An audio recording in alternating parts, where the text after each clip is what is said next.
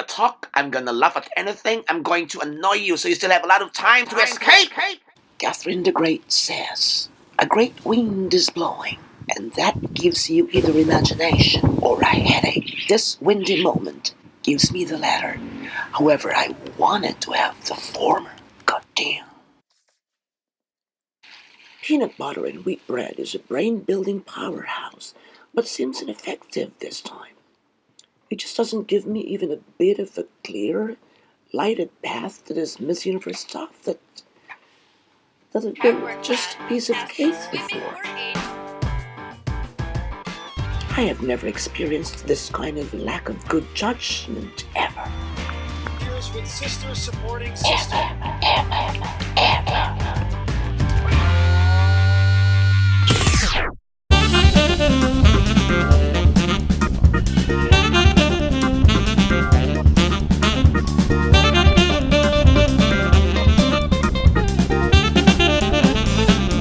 It's really nerve-wracking.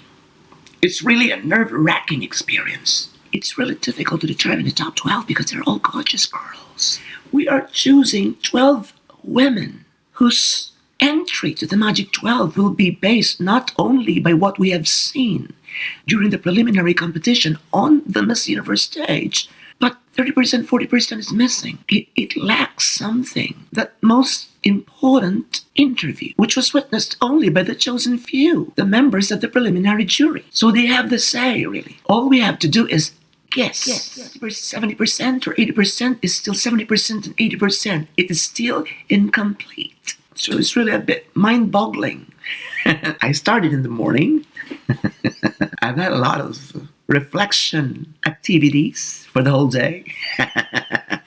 Going back to the old videos, catwalk stints that they've had before the preliminary competition, listening to some interviews, and then browsing through their pics again at the Miss Universe website, reading some prominent pageant analysts' insights, and, having a quick visit at Wiki for some trivia and statistics that might influence my decision.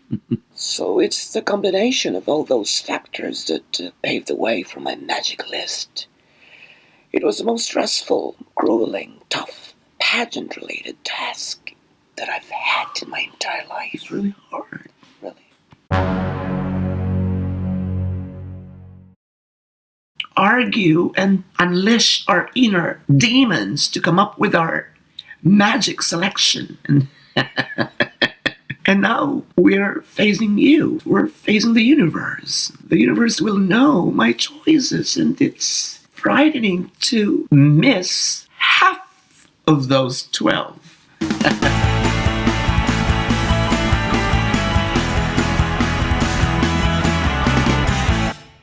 Now, before I give you the most awaited part of this video, my Magic 12, my magic list, here are some inspiring messages from all over the universe that will not only inspire moi, but will also inspire you. Take a look at this. Hi, Robato and Bethany. This is Miss USA. Kisses. Hi, Robato. Hi, Robato. Hi, Robato. Thank you so much for promoting Miss Universe. I hope you visit the Philippines. Thank you. Hi, Robato. Hi. Hello, Robato. Hello, Robato.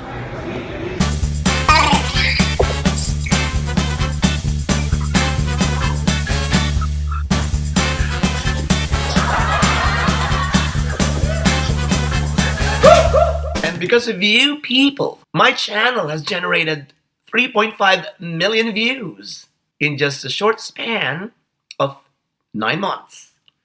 Thank you very much for watching Robato's mistakes and annoyingly animated gestures for the sake of pageants and entertainment. I love you guys, really. Mahal ko kayo. And I'm really very grateful from the bottom of my heart. Especially those who feel happy whenever they see me, whenever they see my nose. Thank you very much, really. My Miss Universe viewing has always been festive. It's a feast. The highlight of that is the forecasting of top 15 with my friends. On its third year, it has now become a prestigious worldwide competitive assessment of possible Miss Universe winners.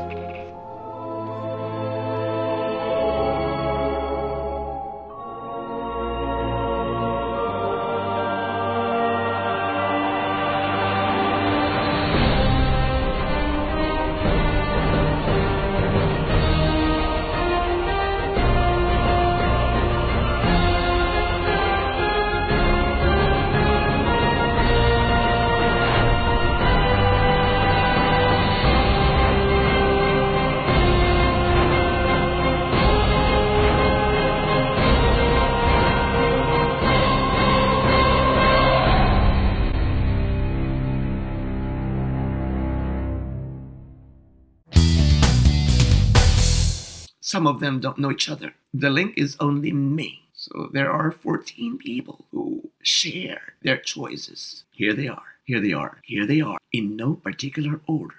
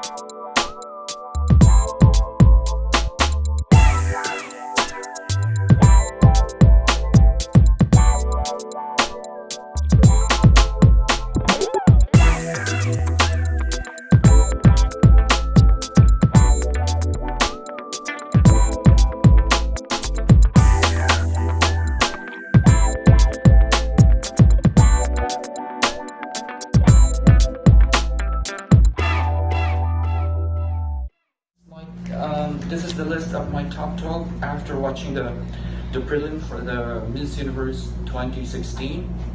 And I believe the winner is Haiti.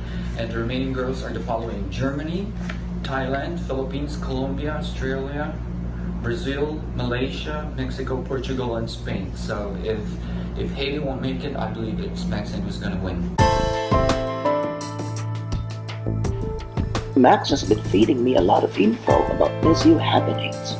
He based his selection on his up and personal encounter with Miss U candidates. He literally collided with all of them.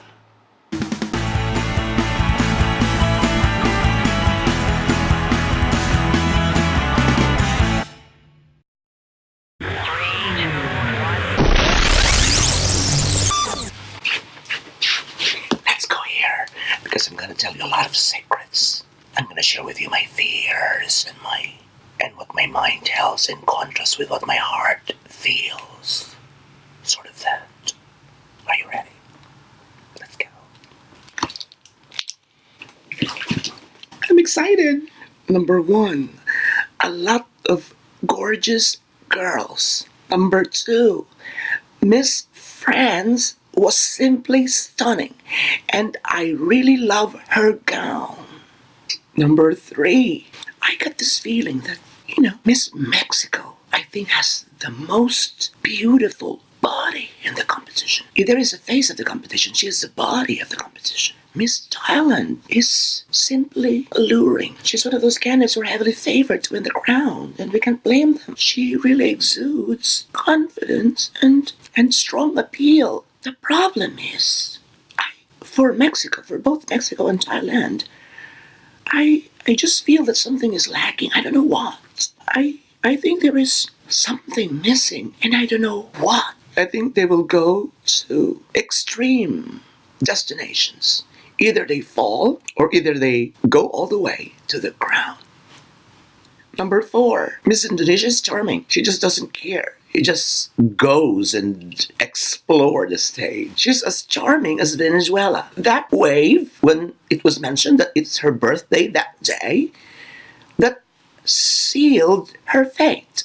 She's going to make it to the top 12 and higher. She has charmed Philippines, and she really knows how to deal with people with a culture very much different from her culture. I think it's part of her training, and I think it's a must for every nation to include that in their training. I don't like Miss Colombia's gown. She was my top favorite 3 months ago. Now she slipped to maybe 5 or 6th place. Number 5, Philippines. Frustrated during the gown competition. It's not because of herself. It's because of the gown. I was expecting too much. Because you are in your base. You are representing the host country. So maybe it's just normal for us Filipinos to expect bigger things for her. So maybe that's why it looks pale. It doesn't look elegant to me. I think it just doesn't fit a candidate who is at the center of everything. I think she deserves a better gown. But it's not bad at all. But for the swimsuit, Philippines, whether you like it or not, is number 1. The magic, the innocence, her vulnerability becomes her strongest weapon. It slayed the competition. That swimsuit moment is one of the best I've ever seen. Not because it's perfect, but because it's flawed. You know what I mean? The turn is not perfect, but it turns out great. The walking is not that perfect, but it looked top-notch. You know what I mean? It's, I don't know. Maybe I was just mesmerized by her strong presence in that execution that she has done with flair. With that, she will definitely go through. Good luck, Philippines. I think she'll surprise us all. I think she will come up with a simple answer, and that would eventually land her to the top 6, and then she'll go all the way because she's beautiful.